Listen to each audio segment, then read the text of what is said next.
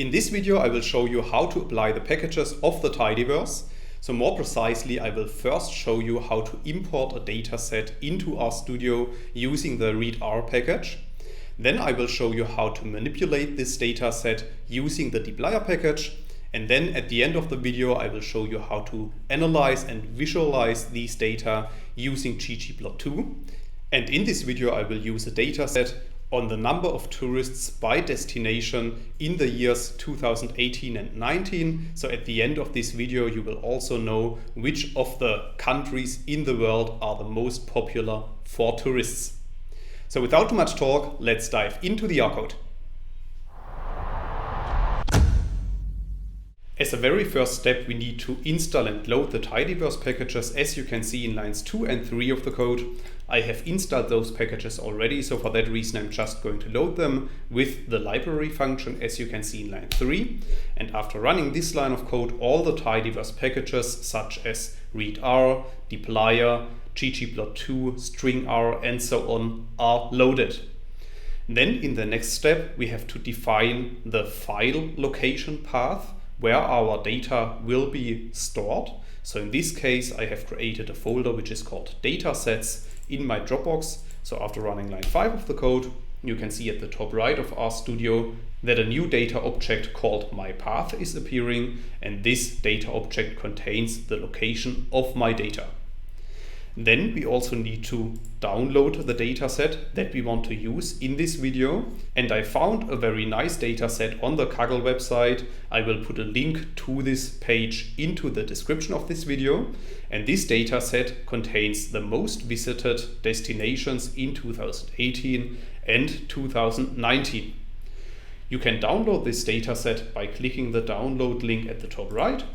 So after clicking this download link, we will find a new file in our download folder. Next, we have to extract this file. And then we have to move the file to the datasets folder that we have specified in RStudio. So as you can see in our folder, you can find a data file which is called most visited destinations in 2018 and 2019. And now we can move back to RStudio and import these data using the read CSV function of the readr package in combination with the str_c function of the stringr package.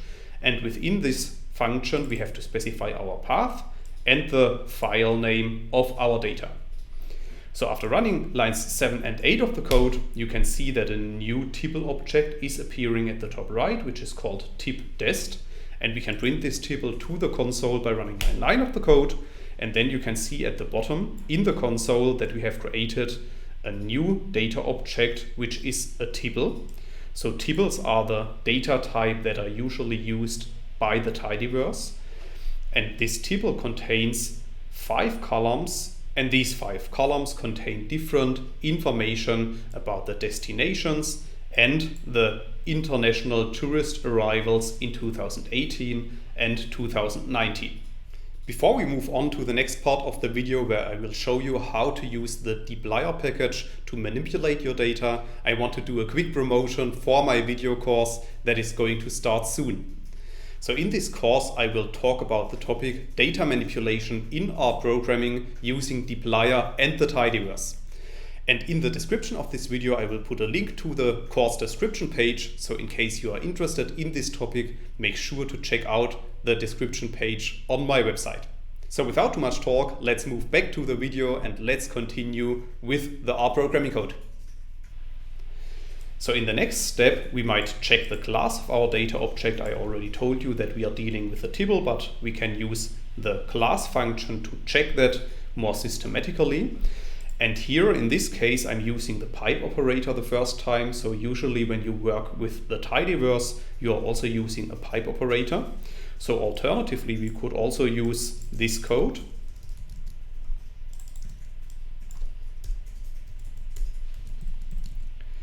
To check the class, which would be the traditional way of programming. But in this case I want to use the tidyverse approach, which is using a pipe operator.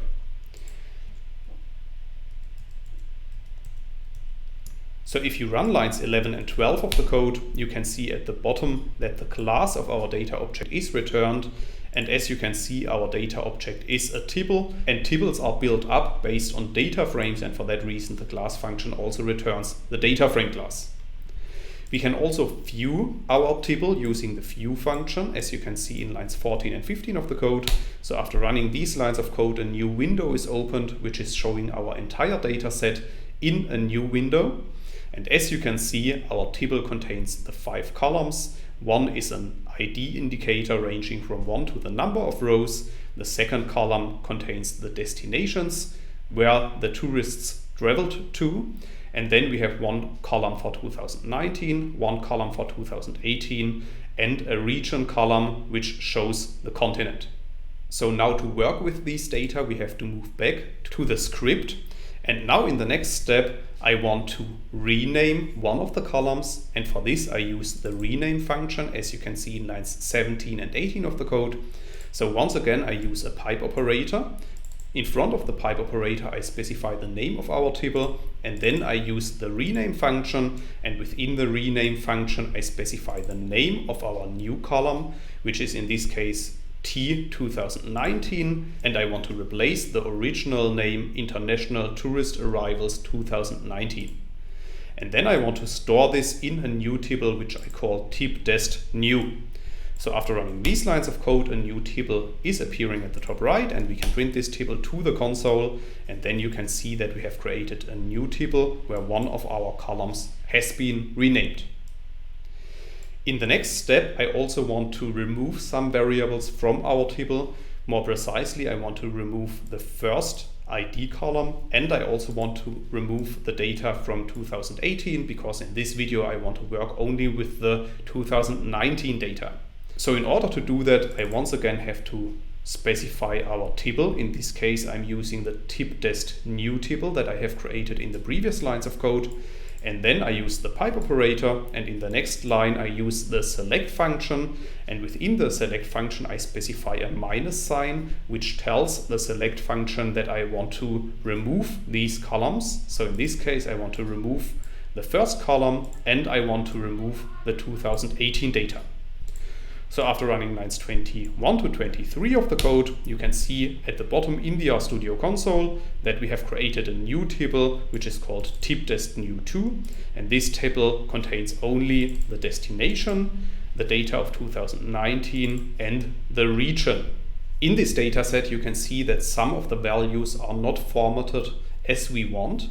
So as you can see, the data regarding the tourist arrivals is formatted as a character, and the character contains the value and the suffix million. So let's assume that we want to convert these data into a numeric variable. Then we have to replace these values, as you can see in lines 25 to 27. And we can do that using the mutate function. So once again, I specify our tibble, the pipe operator, then the mutate function. And within the mutate function, I do basically two things. So the first thing is that I want to replace the minus signs by the value NA, because for these countries, no data is available.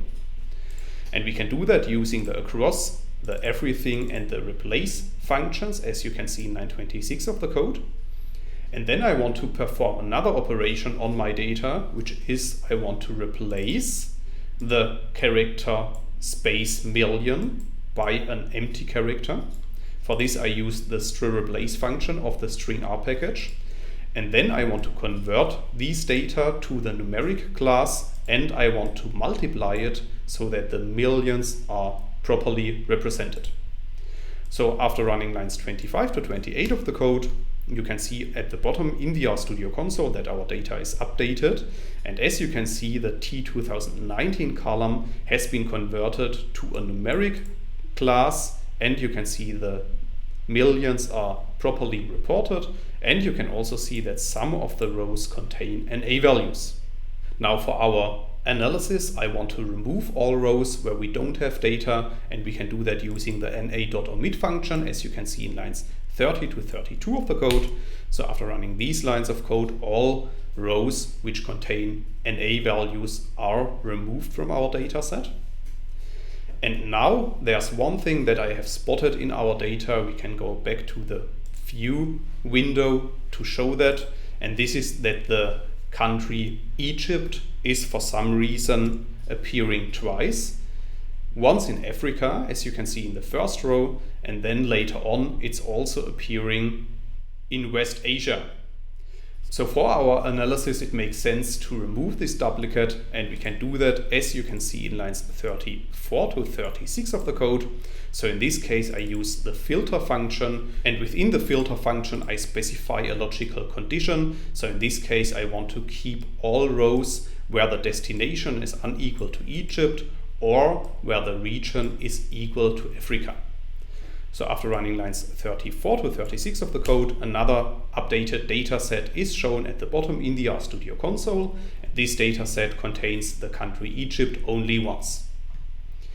Now in the next step, I want to draw these data. And for this we can use the functions of the ggplot2 package. And here comes another difference when using pipes. We can also use the ggplot function that you can see in line 40 of the code within a pipe. So usually you would specify the data that you want to use here. However, you can also use a pipe operator to specify the data in front of the ggplot2 function.